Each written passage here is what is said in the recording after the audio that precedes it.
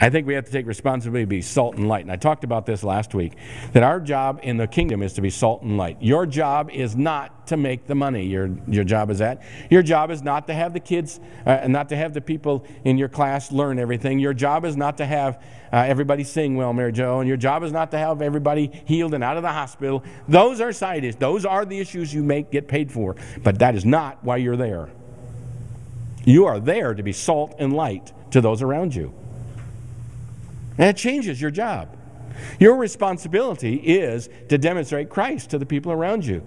God's going to hold you responsible. When you get to heaven and you say, I just want you to know that I'm the best truck driver in the world. And that'd be fine. And God will say, but wait a minute.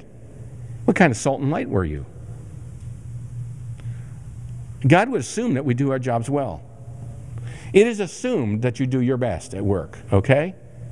It is assumed that you work hard, that you put in a good day's work for the pay you get. That is assumed. That's being a responsible Christian, just to work hard. But that is not the reason you're there. Your reason for being there is to be salt and light. You want to be salt and light to your boss? Work hard. Do a good job. Be responsible. Now, there are some bosses I know that no matter what you do, you're going to be in trouble. I understand. I understand. Just remember, you work for the Lord. And He sees it all. He sees it all. So if you're going to be salt and light and take responsibility for those around you, then it changes how you do things and why you're there. Be praying all the time at work. Every time you're around somebody, you say, Lord, is there something I need to say? Is there something I need to do? Lord, is there someone I can encourage today? Is there someone I can bless today? Is there someone I can do something for today? Is there someone I can help today? Lord, is there something I can do to be responsible as salt and light? Do I need to stand up for what's right? Light exposes darkness, doesn't it? When you walk into a room and it's completely, ever been in a room when it's completely black? Shut the door, there is no light, absolutely no light. It's terrible, isn't it? And then your eyes start getting a little bit, and maybe there's just a little glimmer of light, and you can kind of see a little bit in the room. Right? And then if you turn on a light, your eyes jump and your pupils just go real small, and then turn the light back off. Now you can't see anything. That's why when you expose sin in people's lives, it's like, whoa, it bothers them. But if they don't respond right and they go back into darkness, the darkness is even worse than before. Just like when a light comes on and off. In the middle of the night, I kind of march myself around the bed and get to the bathroom. There are little lights everywhere.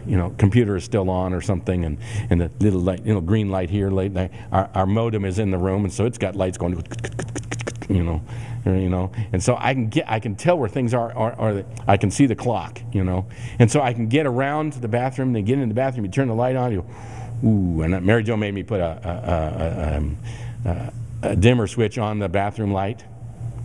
So when you turn it on, she doesn't go in the morning. So I don't ever think about it. I just turn it on, go blind a little bit, and then when I turn it off and you open the door, I can't see a thing anymore. And that's what happens whenever we expose sin, that all of a sudden people have to see their sin. Your job is to be salt and light in the world. It's your responsibility. Take responsibility. Be the salt you need to be. Be the light you need to be. And then the last thing is you have to assume responsibility to demonstrate the nature of God in your life. What is God like? That's why I'm going through a series on what is God like. Because we're going to learn what He's like so you and I can be like that. You say, well, I'm not omniscient, like you talked about. When was that? A week or two ago? Whenever you talked about 2 weeks ago, when you talked about God being omniscient, that God knows everything. I can't know everything. Yes, you can, because you know the one who does know everything.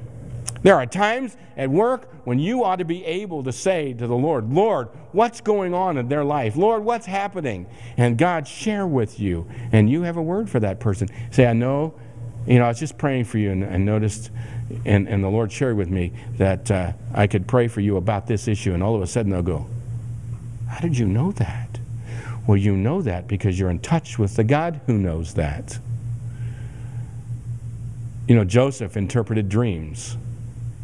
But what he said was he didn't know how to interpret dreams.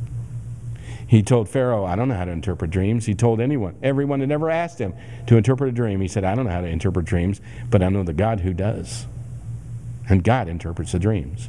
So the Pharaoh would give him his dream, and then all of a sudden, I can just imagine Joseph standing back and saying, all right, Lord, bushels, get it in his mind. And the Lord saying, oh, there's going to be 7 years of great crops, and then 7 years of famine.